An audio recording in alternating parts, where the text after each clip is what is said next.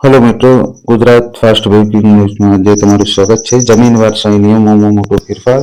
નમસ્કાર મિત્રો, જમીન માત્ર મિલકત નથી પરંતુ સમગ્ર પરિવારની આર્થિક અને ભાવનાત્મક સુરક્ષાનો આધાર છે। તેથી જમીન સંબંધિત વારસાના નિયમો સમજવા દરેક પરિવાર માટે અત્યંત જરૂરી બની જાય છે।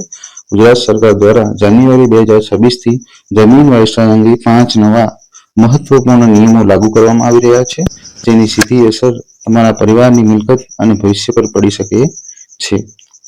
આ તારીખને આજે જ તમારા કેલેન્ડરમાં નોંધી લો, કારણ કે નિયમોનું પાલન ન કરવાથી ભવિષ્યમાં તમારે કાયદાકીય મુશ્કેલી અને દંડનો સામનો કરવો પડી શકે છે। ચાલો અને ગૂંચવણભરી વગર એકદમ સરળ ભાષામાં આપણે સમજીએ, જેથી કરીને આવનાર સમયમાં તમને કોઈ પ્રોબ્લેમ ન થાય। નિયમ નંબર 1, તમામ કાયદેસર વારસદારોના નામ ફરજિયાત। જમીન માલિકના અવસાન બાદ હવે બધા સીધી લીટીના વારસદારોના નામ સરકારી રેકોર્ડ એટલે કે 7/8માં દાખલ કરવું ફરજિયાત રહેશે।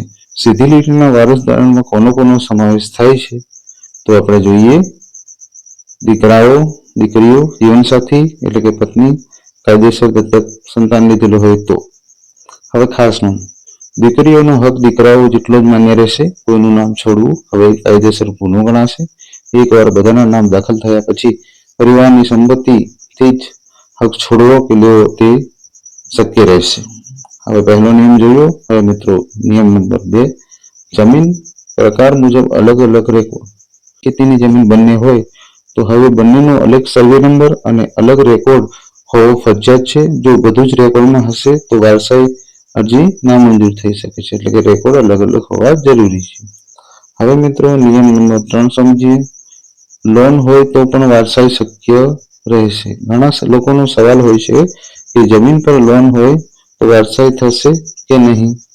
તો સારા સમાચાર એ છે કે લોન ચાલુ હોય તો પણ વારસદારોના નામ દાખલ કરી શકાય છે। લોન ચૂકવ્યા વગર વારસાઈ અટકશે નહીં, પરંતુ જમીન વેચવી હોય અથવા ભાગ પાડવો હોય તો પહેલા બેંકની સંપૂર્ણ લોન ચૂકવવી પડશે, એનઓસી લેવી પડશે, એટલે નો ઓબ્ઝર્વેશન સર્ટિફિકેટ તમારે લેવું જરૂરી બનશે જો જમીન વેચવી હોય તો।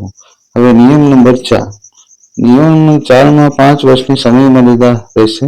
જો 5 વર્ષની અંદર તમે વારસાઈ કરાવી દો તો તમને કોઈ પણ જાતનો દંડ ભરવો જરૂરી નહીં બને, અને જો સમય મર્યાદા ચૂકશો તો 1000 દંડ લાગી શકે છે।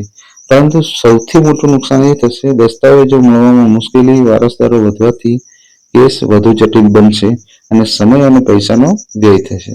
સમજદારી એમાં જ છે કે 1 વર્ષમાં જ આ પ્રક્રિયા પૂરી કરી દો।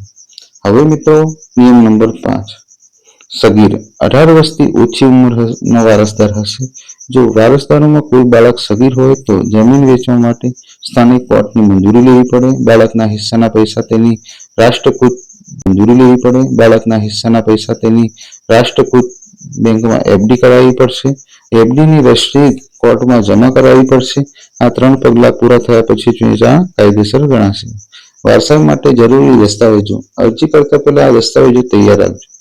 તો કયા કયા દસ્તાવેજો જોઈશે જોઈએ મિત્રો? મરણનું પ્રમાણપત્ર, જમીનનો તાજો 7/8નો ઉતારો, તમામ વારસદારના આધાર કાર્ડ, પેન કાર્ડ, ચૂંટણી કાર્ડ, વારસાઈની અરજી ફોર્મ, જો લોન હોય તો બેંકના દસ્તાવેજો।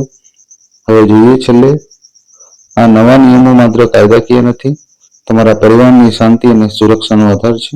સમયસર અને સાચી રીતે વારસાઈ કરશો તો કાયદાકીય ઝંઝટ ટળશે, ડરથી બચશો અને સૌથી મહત્વનું પારિવારિક સંબંધો બચશે। જાગૃત રહો, સમયસર પગલાં ભરો। ઇન્ડિયન ન્યૂઝ ચેનલને લાઈક અને સબસ્ક્રાઇબ કરો। જય હિન્દ, જય ભારત।